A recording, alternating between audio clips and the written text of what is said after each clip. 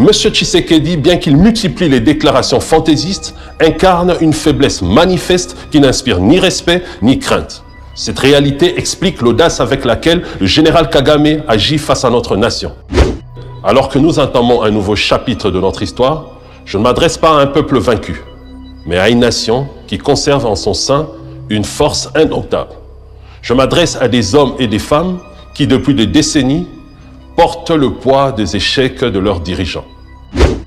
Le Congo est une terre de grandeur, et aujourd'hui, je viens raviver cette flamme qui sommeille en chacun d'entre nous.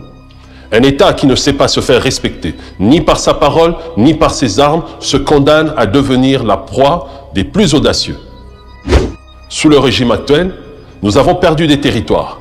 Nos troupes manquent de cohésion et notre peuple endure des souffrances atroces dans l'Est. Ces échecs sont les résultats de décisions faibles, d'une vision étroite et d'un leadership incapable de se lever au niveau des défis actuels. Mais cela s'arrête ici. Je vous dis que le temps des compromis honteux et des soumissions silencieuses est révolu. Le Congo n'a pas vocation à être un mendiant dans le concert des nations. Aucun État ne s'est jamais libéré par des sommets stériles ou des résolutions passives. Nous sommes entourés d'un monde où seuls les forts imposent leur volonté. Et le général Kagame l'a compris mieux que quiconque. Je ne le blâme pas pour son audace, car il agit selon la logique des nations fortes. Mais je blâme les dirigeants actuels de notre pays, incapables de comprendre que la dignité nationale ne se négocie pas, elle s'impose. Il y a un an, j'ai lancé un appel public et solennel à M. Tshisekedi, demandant la mise en place d'une force nationale, composée des patriotes militaires issus de toutes les factions de notre armée. Une force unie, patriotique et déterminée à contrer les ambitions démesurées de Kigali. Vous avez été témoin de cet appel. Au lieu de répondre à cet appel des fils du pays, M. Tshisekedi a choisi de recourir à des forces mercenaires étrangères. En ouvrant la porte à l'ingérence étrangère déguisée en aide, il a accentué notre dépendance et offert nos richesses à des parrains étrangers qui alimentent leurs industries sur le dos de notre misère. Nous ne pouvons plus permettre que des forces extérieures dictent notre destin. Ces décisions soulèvent de graves questions sur la loyauté de M. Tshisekedi envers le Congo et ses priorités en matière de souveraineté. Chacun peut tirer la conclusion évidente. Une absence de vision, un manque de courage et une indifférence face aux souffrances de notre peuple.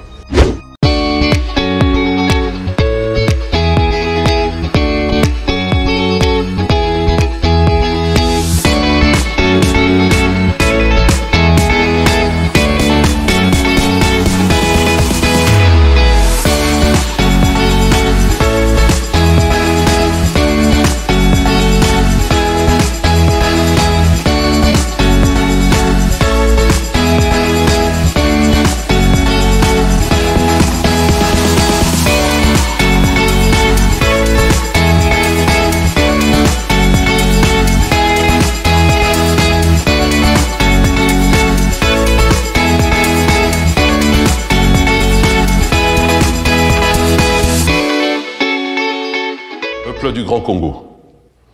En ce début d'année, alors que nous entamons un nouveau chapitre de notre histoire, je ne m'adresse pas à un peuple vaincu, mais à une nation qui conserve en son sein une force indomptable.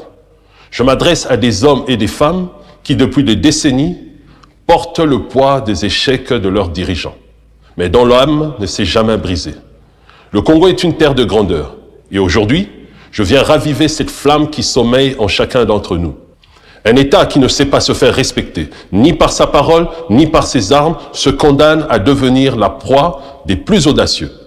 Sous le régime actuel, nous avons perdu des territoires. Nos troupes manquent de cohésion et notre peuple endure des souffrances atroces dans l'Est. Ces échecs sont les résultats de décisions faibles, d'une vision étroite et d'un leadership incapable de se lever au niveau des défis actuels. Mais cela s'arrête ici. Je vous dis que le temps des compromis honteux et des soumissions silencieuses est révolu. Le Congo n'a pas vocation à être un mendiant dans le concert des nations. Aucun État ne s'est jamais libéré par des sommets stériles ou des résolutions passives. Nous sommes entourés d'un monde où seuls les forts imposent leur volonté. Et le général Kagame l'a compris mieux que quiconque. Je ne le blâme pas pour son audace, car il agit selon la logique des nations fortes. Mais je blâme les dirigeants actuels de notre pays, incapable de comprendre que la dignité nationale ne se négocie pas, elle s'impose. Le général Kagame a parfaitement compris ce que beaucoup refusent d'admettre par flatterie et hypocrisie, à savoir, M. Tshisekedi, bien qu'il multiplie les déclarations fantaisistes, incarne une faiblesse manifeste qui n'inspire ni respect ni crainte. Cette réalité explique l'audace avec laquelle le général Kagame agit face à notre nation. Il y a un an, j'ai lancé un appel public et solennel à M. Tshisekedi, demandant la mise en place d'une force nationale, composée des patriotes militaires issus de toutes les factions de notre armée. Une force unie, patriotique et déterminée à contrer les ambitions démesurées de Kigali. Vous avez été témoin de cet appel. Au lieu de répondre à cet appel des fils du pays, M. Tshisekedi a choisi de recourir à des forces mercenaires étrangères. En ouvrant la porte à l'ingérence étrangère déguisée en aide, il a accentué notre dépendance et offert nos richesses à des parrains étrangers qui alimentent leurs industries sur le dos de notre misère. Nous ne pouvons plus permettre que des forces extérieures dictent notre destin. Ces décisions soulèvent de graves questions sur la loyauté de M. Tshisekedi envers le Congo et ses priorités en matière de souveraineté. Chacun peut tirer la conclusion évidente. Une absence de vision, un manque de courage et une indifférence face aux souffrances de notre peuple. Mais pour ma part, je refuse de rester paralysé par l'inaction des autres. Quand la survie de notre patrie est en jeu, nous n'avons pas besoin de permission. Nous avons décidé de l'ignorer et de prendre nos responsabilités pour défendre l'intégrité et la souveraineté de notre patrie. La mise en place de cette force est en cours, portée par une volonté inébranlable d'affronter les sacrifices qu'elle exige et de surmonter les défis logistiques qu'elle implique, notamment ceux liés aux opérations complexes d'insertion aéroportée des forces spéciales et du matériel sur les différents théâtres d'opération. Défendre ce qui nous appartient exige un tel prix, et ce prix, nous le paierons avec fierté et honneur. Mais la défense de notre patrie n'est qu'une étape. Une nation libre, souveraine, ne se contente pas de survivre, elle se relève, elle bâtit, elle trace son avenir avec audace et détermination. Nous laissons donc aux historiens et à la justice le soin de juger ceux qui ont détruit notre pays. En 2025, ce qui compte désormais, c'est de rassembler des bâtisseurs, des hommes et des femmes prêts à transformer les défis en opportunités, à relever ce qui a été abattu et à tracer d'une main ferme la voie d'une nation libre, souveraine et respectée. Parmi ces bâtisseurs, vous, les patriotes militaires marginalisés au sein des FARDC. Je m'adresse à vous avec la clarté et la gravité qu'impose ce moment historique. L'avenir du Congo repose sur les choix que nous faisons ici et maintenant. L'histoire vous offre une chance unique de réécrire votre rôle et de vous ranger du côté de la justice, de la souveraineté et de la dignité nationale. Réfléchissez à cette opportunité et inscrivez vos noms parmi ceux qui auront choisi de défendre l'honneur et la grandeur de leur patrie. Votre expertise, votre force et votre engagement sont cruciaux à la construction d'une armée véritablement nationale, indépendante, débarrassée de tout tribalisme et apolitique. Une armée entièrement dédiée à la défense de notre souveraineté. Je ne parle pas ici d'une armée asservie aux caprices des politiques, mais d'une institution puissante et indépendante, gardienne de notre constitution et bouclier protecteur du peuple congolais. Ensemble, écrivons une page nouvelle, celle d'une armée où chaque soldat est un pilier de la justice, implacable face à l'ennemi et gardienne intrépide de la nation. Mais une armée forte n'est qu'un pilier parmi d'autres pour bâtir une nation souveraine et respectée. Le débat actuel qui agite aujourd'hui notre nation porte sur le changement de la Constitution. Oui, le moment viendra où cette réforme sera nécessaire, car aucune œuvre humaine n'est parfaite. Mais ce moment n'est pas aujourd'hui. Un État en guerre ne peut se permettre de détourner son regard de l'ennemi, encore moins de diviser ses forces. Toute réforme constitutionnelle dans les circonstances actuelles ne ferait que semer la méfiance et briser l'unité nationale. Ce que nous devons faire, c'est concentrer toutes nos énergies sur une seule mission, restaurer la souveraineté de notre patrie. Peuple du Grand Congo, ne désespérez pas, l'histoire de notre nation n'est pas terminée. Elle ne fait que commencer. Cependant, il est essentiel de rappeler une vérité intemporelle. La paix ne se mendie pas, elle s'impose. Les grandes nations l'ont toujours compris.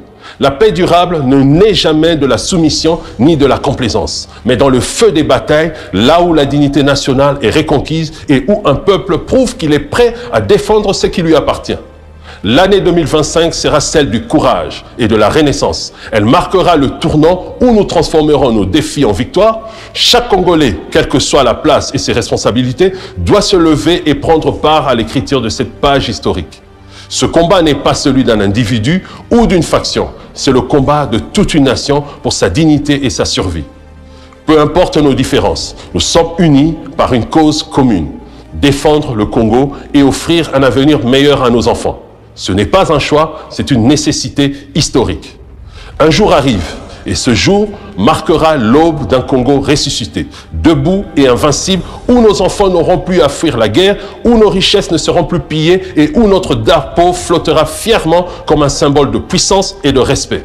Ce jour-là, le monde saura que le Congo n'est plus un géant endormi, mais une force implacable qui défend son honneur et son avenir. Lorsque je vois le drapeau congolais flotter, je ne vois pas un symbole statique. Je vois le sang de nos ancêtres, la richesse de notre terre et la promesse d'un avenir que nous devons conquérir ensemble. Notre étoile, chaque couleur est un rappel de ce que nous sommes et de ce que nous pouvons devenir. Que Dieu bénisse la République démocratique du Congo et qu'il guide chacun d'entre nous sur ce chemin de gloire et de grandeur, avec la colonne de nuée le jour et la colonne de feu la nuit. Vive le Congo, vive son peuple courageux et indomptable. Je vous remercie.